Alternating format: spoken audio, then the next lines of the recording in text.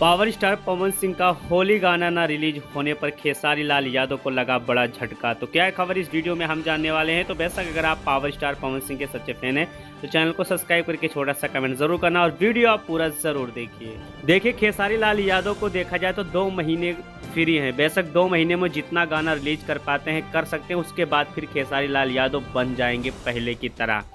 लेकिन उससे पहले मैं आपको बता देना चाहता हूं कि पावर स्टार पवन सिंह का होली का गाना अभी तक रिलीज नहीं किया गया है, लेकिन फिर भी खेसारी लाल यादव को बड़ा झटका दे दिए हैं पावर स्टार पवन सिंह। बेशक मैं आपको बता देना चाहता हूं कि खेसारी लाल यादव लगातार होली का 3 गाना रिलीज कर चुके हैं, लेकिन तीनों गाना अभी तक सोशल मीडिया पे 1 नंबर पर ट्रेंड नहीं करवा पाए हैं।